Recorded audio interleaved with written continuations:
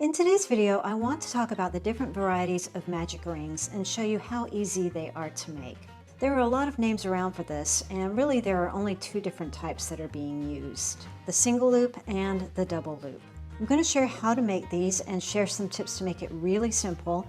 And after that, if you're still not convinced, then I'll show you a couple of hacks to get the same effect without all the fuss.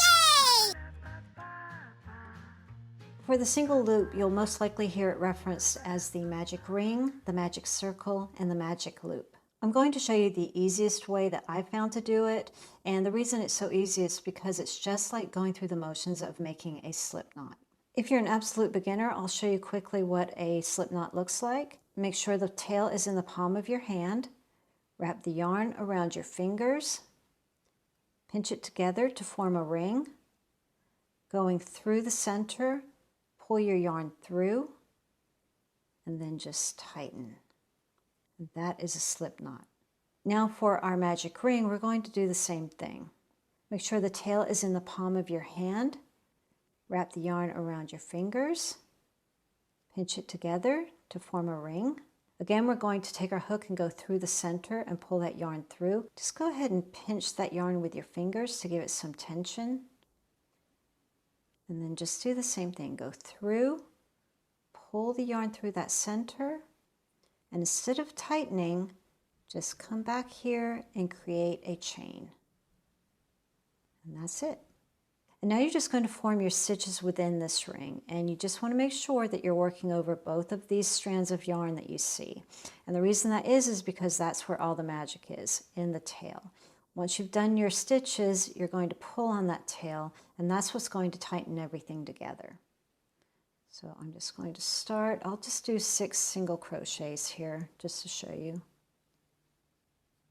You notice I'm going over both of those pieces of yarn.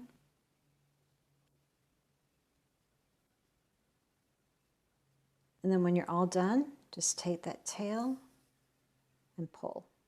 Finish your round. And that's all there is to it. The double loop is often referenced as the double magic ring, the double magic loop, or the sliding loop. This is going to give you a really nice, sturdy, tight center that is not going to come out. For this technique, make sure that your tail is sitting behind your hand. We're going to wrap the yarn around our finger 3 times. 1, 2, and 3. Take your crochet hook and go under the first 2 strands and pull the 3rd strand underneath. Now we need to create a chain to secure these loops. Just grab the yarn and pull it through. That's it. Now go ahead and pull that off your finger. And just follow your pattern, whatever it calls for. For this demonstration, I'll just go ahead and do 6 single crochets, working over both of those loops.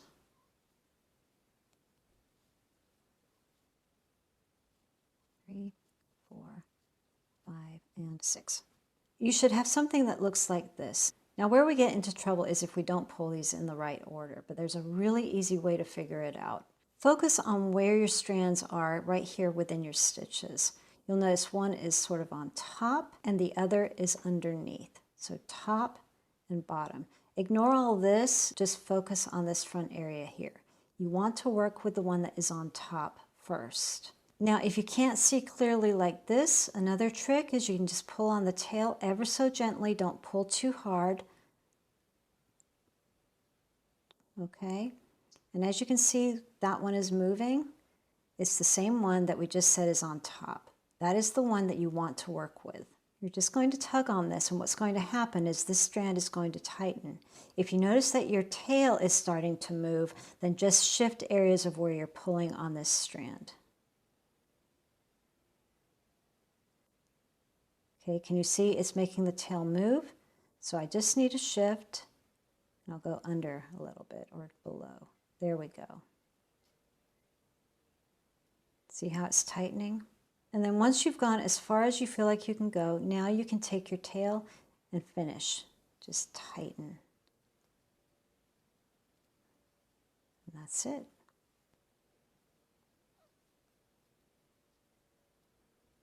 Okay, Roz, I watched the first 2 demonstrations and I still don't like doing them. What else you got? I have a couple of hacks that I think you'll really like. Start with a typical foundation ring. Create a slip knot. Typically it's like a chain 3 or 4. 1, 2, 3, 4. And then create a slip stitch to form a ring. Just going to carry that tail around with us as we're working. I'm going to chain 1 to give myself a little bit of wiggle room here. And I'm going to do 6 single crochets into the center, and I'm going to make sure to carry the tail as I do them. So going into the center, there's my tail. Do 6 single crochets. 1, 2, 3, 4, 5, and 6. And just like with the magic rings, just pull on that tail and tighten. This isn't going to be as tight as your magic ring or your sliding loop, but it gets awfully darn close. And then just finish your round.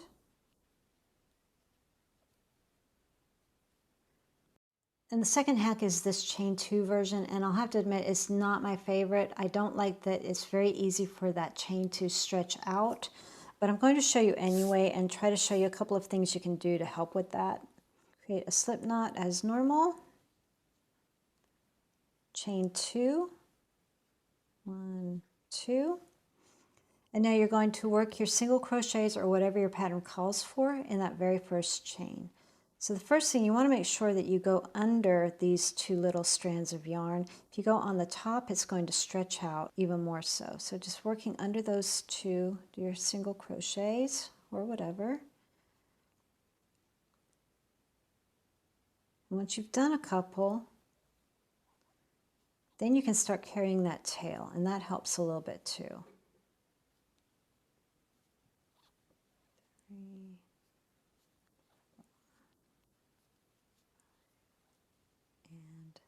6. You can tug on that and it will tighten for you a little bit. The lovely cat and dog hair seen in today's video was brought to you by Sadie, Loki, and Orion. Be sure to hit like for their effort. Thanks for watching, and we'll see you in the next video.